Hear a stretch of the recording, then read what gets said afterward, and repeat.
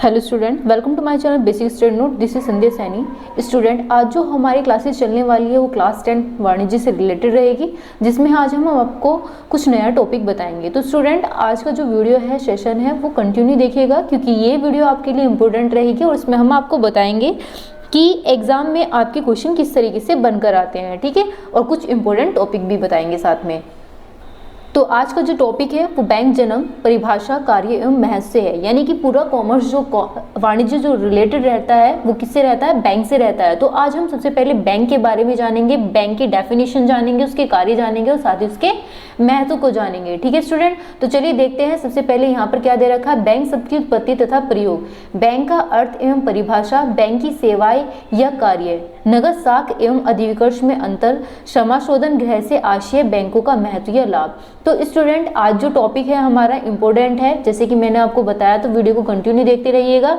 तो पहला टॉपिक, जैसे कि मैंने बताया, बैंक शब्द की उत्पत्ति का प्रयोग, मैंने यहाँ पर आपको बताया था। तो इसको क्या कहा जाता है? बैंक शब्द का प्रयोग सर्वप्रथम इटली में हुआ, जब वहां 1171 में बैंक ऑफ वेनिस की स्थापना की गई। इस बैंक की स्थापना का मुख्य उद्देश्य इटली के आर्थिक संकट को उभारने के लिए धन एकत्र करना था। अतः सरकार के देश के प्रत्येक नागरिक में उसकी संपत्ति का 1% भाग अनिवार्य ऋण के रूप में प्राप्त किया था। तो मान लीजिए, यानी कि जितने भी नागरिक है, 1% से शुरुआत की गई थी बैंक की, जिसमें हमसे क्या लिया गया था? मान लो कि अगर हमारी जनसंख्या जितनी भी है 32 करोड़ है पूरे देश की, वर्ल्ड की, तो हमारी यहाँ पर लगभग अगर 1% सबसे ली जाए, यानी कि सब अपने नागरिक से, अपने देश के नागरिक से 1% यानी कि 1 रुपया भी लेंगे, तो तब जा करके वो क्या करेंगे?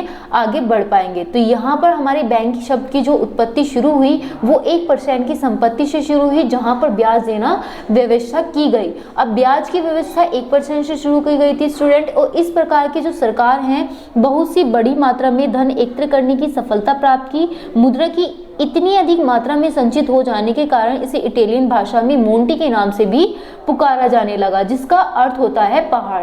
अब स्टूडेंट, पहाड़ यहाँ पर आपको दे रखा है। उस शब्द में उस समय इटली में एक बहुत बड़े भाग पर जर्मनी का अधिकार होने के कारण वहां धन के इस संचय के लिए जर्मन भाषा में बैंक शब्द का प्रयोग किया गया, जिसे बैंकों, बैंकी आदि शब्द के नाम से प्रयोग हुए अंत में, और उसे बैंक भी कहा जाने लगा। तो स्टूडेंट, आपने देखा कि सबसे पहले हम बैंक को क्या कहते थे?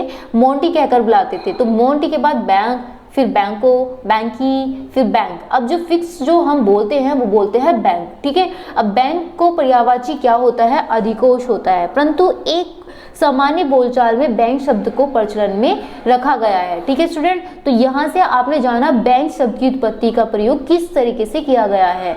अब आगे जानेंगे कि कुछ विद्वान भी मानते हैं, कुछ विद्वान भी थे जो ये चीज मानते थे कि बैंक शब्द की व्युत्पत्ति इटली की भाषा में बैंकों के शब्द से हुई, जिसे बैंक से लगाया गया, ठीक है। तो ये कहाँ की बात हो रही है स्टूडेंट? इटली की बात हो रही है। इसके अनुसार प्रारंभ में रोम के महाजन बेंचों पर बैठ करके रुपये का लेन देन किया करते थे। तो पहले क्या होता था कि बेंच होती थी, वहां पर बैठ करके वो पैसे का लेन देन किया करते थे। अब क्या होता है? अब बैंक बने हुए हैं, कंप्यूटर पे वर्क होता है, कंप्यूटर पर लेन देन किया जाता है। तो यहाँ पर क्या होता है? बेंचों में विभिन्न प्रकार के सिक्के इसलिए सजा के रखते थे ताकि जनता को यह पता चल जाए कि यहाँ पर पैसों के यानी कि रुपयों का लेन देन किया जाता है, ठीक है। तो अब अलग से बैंक बन चुके हैं। बैंक में ऐसा नहीं होता है कि पैसे बाहर रखे जाएं, अंदर ही रखे जाते हैं। और पहले क्या होता था? रुपये का लेन देन इस तरीके से करते थे कि सामने वाले बंदे को, यानी कि सामने वाली जो जनता आने जाने वाली है, उनको ये चीज दिखाई दे कि यहाँ पर पैसों का लेन देन होता है। परंतु एक विद्वान मैक्लिओड ने इस विचारधारा का खंडन करते हुए कहा कि बैंक शब्द का वास्तविक अर्थ एक ढेर यानी कि पहाड़ से है। यह शब्द लोगों को एकत्र किए गए कोष का परिचायक है। अब एकत्र किए गए पहाड़ क्यों बताया है? पहाड़ पर चढ़ना बहुत ज्यादा कठिन होता है। तो कठिन होने का मतलब है, अगर हम किसी भी अपने नागरिक से, हर एक इंसान से पैसे ले और उन पर ब्याज निकाले, तो यहाँ पर उन्हें इकट्ठा करना, यानी कि उनसे पैसे लेना, इकट्ठा करना एक पहाड़ के माफिक है, यानी कि एक बहुत बड़ा संघर्ष है, जिसे कोष का परिचायक भी माना जाता है। आगे देखते हैं स्टूडेंट, बैंक शब्द का अर्थ। ठीक है। उसकी परिभाषा, बैंक शब्द के अर्थ में एक ऐसी संस्था भी होती है जो जनता के समय के रूप में रुपया स्वीकार करती है, जमा के रूप में स्वीकार किए गए रुपयों का भविष्य में भुगतान करने का वचन देती है, व्यापारियों, उद्योगपतियों एवं सामान्य जनता को ऋण एवं अग्रिम के रूप में रुपया उधार देती है, जनता का शाख संबंधी सुविधाएं उपलब्ध कराती है। स्टूडेंट, मैंने आपको बताया था कि जब मैं आपको ये चीज समझाऊंगी तो साथ में आपको ये भी बताऊंगी कि एग्जाम में आपके क्वेश्चन किस तरीके से बनकर आएंगे। स्टूडेंट, जैसे मैं आपको ये समझा रही हूँ बिल्कुल आपको ऐसे ही समझना है, और इस वीडियो को आप अगर 2-3 बार भी देखोगे तो आपको रटने की जरूरत ही नहीं पड़ेगी, याद करने की जरूरत ही नहीं पड़ेगी। बस जैसे मैं आपको बता रही हूँ वही आप लिख दोगे तो आपको तब भी मार्क्स अच्छे मिल जाएंगे एग्जाम में। उसके बाद में यहाँ पर दे रखा है, जैसे कि मैंने इसके अर्थ में बताया, पैसों का लेन देन होता है, पैसों का भुगतान किया जाता है, वहाँ पे हमारे आने वाले टाइम के लिए भविष्य में भुगतान करने के लिए वचन दिया जाता है कि आपको पैसे स्वीकार यानी कि दे दिए जाएंगे। व्यापारी, उद्योगपति सामान्य जनता को ऋण या अग्रिम के रूप में रुपया उधार देता है। तो इस तरीके के बैंकें वहाँ पर होती हैं, जो बैंक होते हैं। वर्तमान में बैंकों के कार्य क्षेत्र को देखते हुए बैंक परिभाषित करना इतना अत्यंत कठिन कार्य कर देती है, क्योंकि आधुनिक बैंकों का कार्य क्षेत्र इतना विशाल और विस्तृत है कि इसे किसी एक परिभाषा में वर्णित नहीं किया जा सकता। दूसरे में कह सकते हैं कि बैंकों के कार्य क्षेत्र निरंतर विस्तार हो रहा है, जिसके कारण अभी तक इसका कोई भी सर्वमान्य या स्थायी परिभाषा नहीं दी जा सकती, परंतु जो प्रमुख विद्वानों द्वारा दी गई परिभाषा नीचे दी जा रही है वो कौन सी है। सबसे नंबर 1 मैं आपको बता देती हूँ, यहाँ पर एक ही परिभाषा बहुत है, अगर आप अच्छे से समझे तो किडनी एवं हार्ट के अनुसार बैंक एक ऐसी संस्था है जो ऋण के सुरक्षा को ध्यान में रखते हुए ऐसे व्यक्तियों को रुपया उधार देती है जिसकी आवश्यकता उनको है। ठीक है, अब आवश्यकता, हर इंसान को पैसे की जरूरत है, तो हर इंसान के लिए पैसों का लेन देन करना भी जरूरी है, बैंक में रुपया जमा करना भी जरूरी है, उसका ब्याज बनवाना भी जरूरी है। अब उस व्यक्ति में जमाएं प्राप्त करती है और जिसके पास अतिरिक्त रुपया होता है वो भी हमारा यहाँ पर दिखाया जाता है। ठीक है, तो ये कहाँ पर होता है, बैंकों में होता है। ये किसने कहा, किडनी हार्ट के अनुसार ये बातें कही गई थी। उसके बाद स्टूडेंट आता है बैंक की सेवा या कार्य। अब बैंक की सेवा या कार्य किस तरीके से होता है, प्रोफेसर टॉमस ने क्या कहा है ये सुनिए। बैंक साख पत्रों की निकासी और नियंत्रण की व्यवस्था करते हैं, ऋणों एवं अग्रिमों के रूप में वे साख स्वीकृति को नियमित करते हैं, वे जब जहां मुद्रा की आवश्यकता होती है तब वहां मुद्रा की व्यवस्था भी करते हैं। तो स्टूडेंट आपका क्वेश्चन किस तरीके से बन के आएगा, बैंक की सेवा या कार्य बताइए, बैंक की परिभाषा बताइए, बैंक का अर्थ बताइए। तो इस तरीके से क्वेश्चन बनकर आएंगे और याद रखिएगा, और जब इन तीनों को, परिभाषाओं को, अर्थ को और उसकी सेवा या कार्य को मिला दिया जाए तो वो एक लॉन्ग क्वेश्चन बन जाता है, और लॉन्ग क्वेश्चन स्टूडेंट आपका 8 नंबर का एग्जाम में आता है। तो इसे ध्यान से पढ़िएगा, अच्छे से लर्न कीजिएगा ताकि आपको ये चीज़ समझ में आ जाए। जो मैं आपको बता रही हूँ इसे बार बार प्रैक्टिस करिएगा, जितना ज़्यादा प्रैक्टिस करोगे उतना ज़्यादा आपके लिए अच्छा भी रहेगा। उसके बाद में तब वह मुद्रा की व्यवस्था करते हैं और क्षेत्रों के अतिरिक्त मुद्रा को उन क्षेत्रों की ओर गतिशील करते हैं जहाँ मुद्रा का अभाव होता है। अब फर्स्ट नंबर पर मैं इसके कुछ कार्य बता देती हूँ। इसके 4 कार्य होते हैं, मुख्य कार्य, सामान्य कार्य, एजेंसी संबंधी कार्य और अन्य कार्य। अब इन कार्यों को समझने के लिए मैं आपको कुछ विवरण यहाँ पर दिखा देती हूँ। मुख्य कार्य क्या होता है, जमा के रूप में प्राप्त करना। स्टूडेंट, जब हम कोई बैंक में पैसा जमा करते हैं तो जनता के रूप में धन को प्राप्त करते हैं। जो बैंक वाला होता है वो जनता के धन के रूप में प्राप्त करता है पैसा।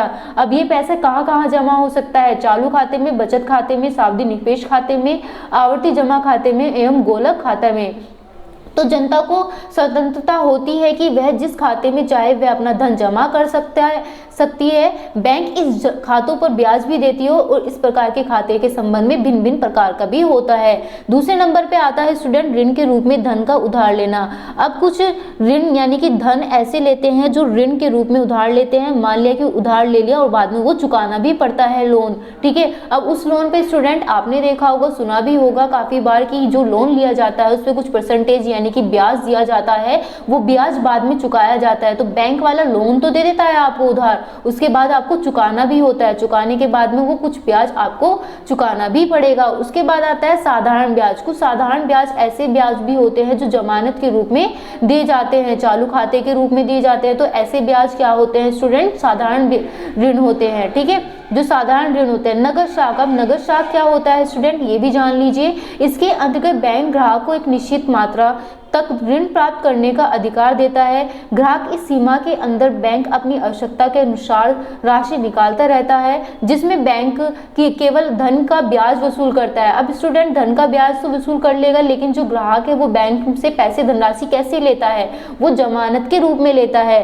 थर्ड पॉइंट में देखिएगा स्टूडेंट, अधिविकर्ष के रूप में कैसे करेंगे। बैंक अपनी विश्वसनीय जमाकर्ताओं को उनकी जमा की गई राशि को अधिक धन निकालने की सुविधा देता है। अधिविकर्ष मतलब अधिक रूप में जो जमाई की गई धनराशि है उसे किस तरीके से निकालेंगे, वो अधिविकर्ष सुविधा के अनुसार ही निकालेंगे। और अतिरिक्त राशि पर ब्याज भी कहां पर मिलेगा, बैंक से ही मिलेगा, जब आप अधिविकर्ष रूप में अपनी धनराशि, अपनी पूंजी को निकालेंगे। उसके बाद आता है स्टूडेंट विनिमय विपत्रों को भुनाना। बैंक हुंडिया विनिमय विपत्र एवं व्यापारिक विपत्रों की बट्टे को भुनाकर व्यापारियों को अल्पकालीन ऋण प्रदान करते हैं। बैंक बट्टे की रकम को काट करके शेष रकम की राशि जो खाते में जमा करते हैं, वो प्रपत्र की अवधि समाप्त होने पर बैंक प्रपत्र स्वीकार करने वाले व्यक्ति के समस्त राशि प्राप्त कर लेते हैं। अब ये किस कंडीशन में होता है, जो पैसों का लेन देन करते हैं वो विनिमय के माध्यम से करते हैं, विपत्रों को भुनाने के लिए करते हैं। अब विपत्र कैसे भुनाए जाते हैं, मैंने स्टूडेंट पिछली वीडियो में भी आपको बताया था एक बार कि बैंक हुंडिया विनिमय विपत्र और व्यापारी विपत्रों में बट्टे को भुनाकर ही विपत्रों का भुनाना कहलाता है। स्टूडेंट क्वेश्चन अब आता है, न्यू क्वेश्चन आपके बनके, नगद शाख और अधिविकर्ष में अंतर। तो ये स्टूडेंट बहुत बार पूछा जा चुका है आपके बोर्ड के एग्जाम में कि नगद शाख और अधिविकर्ष में अंतर बताइए। तो ये भी आप ध्यान से सुन लीजिएगा कि सबसे नंबर 1 पे अंतर के आधार पर जो दे रखा है, अवधि दे रखी है। इसकी अवधि कितनी होती है, अवधि यानी कि इसका समय, ठीक है। यह सुविधा अधिविकर्ष की तुलना में लंबी अवधि के लिए होता है, यानी कि एक लंबे समय के लिए होता है। उसकी अधिविकर्ष यह सुविधा तुलनात्मक के रूप में कम से कम अवधि देना चाहता है, ठीक है। ब्याज दर में नगद शाख अधिविकर्ष की तुलना में, यानी कि तुलना में नगद शाख पर ब्याज की दर कम होती है, लेकिन जब हम अधिविकर्ष लेते हैं, अधिविकर्ष पर ब्याज लेते हैं तो उसकी दर हमेशा ऊंची होती है। खाते की अनिवार्यता, नगद शाख में खाते की अनिवार्यता प्राप्त करने के लिए चालू खाता, यानी कि जो चालू खाता होता है स्टूडेंट, वो अनिवार्य कभी नहीं होता नगद शाख में। और अधिविकर्ष में यह सुविधा केवल चालू खातेधारियों को ही प्रदान की जाती है। जमानत के रूप में बैंक पूर्ण जमानत प्राप्त करने के उपरांत ही यह सुविधा प्रदान करता है कि यह सुविधा व्यक्तिगत जमानत आधार पर भी प्रदान कर जाता है। कौन है, अधिविकर्ष। तो अब आता है स्टूडेंट सेकंड पॉइंट, सामान्य बैंकिंग कार्य। अब सामान्य बैंकिंग कार्य किस तरीके से कार्य करते हैं। पत्र मुद्रा का निर्गमन, प्रारंभ में पत्र मुद्रा का निर्गमन कार्य केवल उन्हीं बैंकों के द्वारा किया जाता था जो लेकिन वर्तमान में यह कार्य देश के व्यापारिक, यानी कि जो केंद्रीय बैंक होते थे, उन्हीं के द्वारा पत्र मुद्रा का निर्गमन कर सकते थे। लेकिन धन का हस्तांतरण कैसे कर सकते हैं, धन का हस्तांतरण एक ही कंडीशन में कर सकते हैं, जब ग्राहकों को एक स्थान से दूसरे स्थान पर शाख पत्र या फिर बैंक ड्राफ्ट या हुंडी के माध्यम से धन का हस्तांतरण शीघ्र और सस्ती सुविधाओं में करा सके। उसके बाद में शाख पत्रों का निर्गमन, बैंक अपने ग्राहक को यात्री चेक, बैंक ड्राफ्ट, उधार खाते, चिट्ठी, शाख पत्र या निर्गमन की सुविधा से यह चीज प्रदान करते हैं। शाख पत्र का यानी कि शाख का निर्माण जो होता है वो वर्तमान में प्राय सभी बैंक नगद जमा व नगद शाख जमा के आधार पर शाख सर्जन या शाख निर्माण का कार्य भी करता है। स्टूडेंट यहाँ पर आपने देखा कि जो शाख का निर्माण होता है वो किससे होता है, बैंक के नगद जमा से होता है और शाख के जमा से होता है। तो जो पैसे जमा किए जाते हैं वो हमारा शाख का निर्माण करते हैं। तो शाख का मतलब हमारा दो चीज से होता है, एक तो होता है हमारा ब्रांच, यानी कि जो बैंक है वो कहाँ कहाँ है, एक ही नाम के ब्रांच जो है कई जगह खुले हुए होते हैं। लेकिन यहाँ पर ये वो वाला शाख नहीं दे रखा, केवल पैसों से रिलेटेड, लोन से रिलेटेड, नगद जमा से रिलेटेड यहाँ पर ये शाख का विवरण दे रखा है, ठीक है। उसके बाद में आता है स्टूडेंट विदेशी विनिमय। अब विदेशी विनिमय का कार्य जो है, विदेशी विनिमय का कार्य सुलभ बनाने के लिए बैंक अपने ग्राहकों को विदेशी मुद्रा में उपलब्ध कराते हैं। वैसे तो कार्य विदेशी विनिमय के बैंकों द्वारा ही किया जाता है, लेकिन हमारे देश में व्यापारी बैंकों में भी ये कार्य किए जाते हैं, क्योंकि देश विदेश में अगर हमारे देश में भी काम होगा तो सिंपल सी बात है, विदेश में भी ये देश क्रय विक्रय इसका किया जाता है, पैसों के लेन देन का।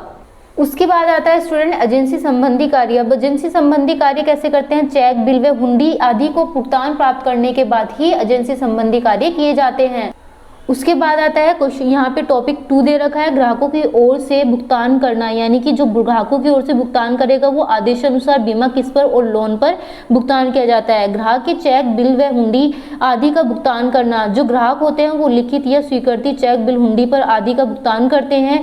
ग्राहकों की ओर से भुगतान संग्रह करना, बैंक अपने ग्राहकों की ओर से लाभांश, ऋण की राशि, ब्याज तथा किराए आदि की वसूली करके उनके खातों में जमा करता है। उसके बाद आता है प्रतिभूतियों का क्रय विक्रय करना। अब प्रतिभूति क्या होती है स्टूडेंट? सिक्योरिटीज होती है। बैंक अपने ग्राहकों को प्रतिभूतियों में क्रय विक्रय का कार्य भी करता है और इस कार्य में वे एक निश्चित प्रतिशत के रूप में कमीशन लेता है। अभिगोपन का कार्य भी किया जाता है। कुछ बैंक विभिन्न व्यापारिक संस्थाओं में अंशों व ऋण पत्रों का, सरकार के ऋणों का अभिगोपन का कार्य भी करते हैं।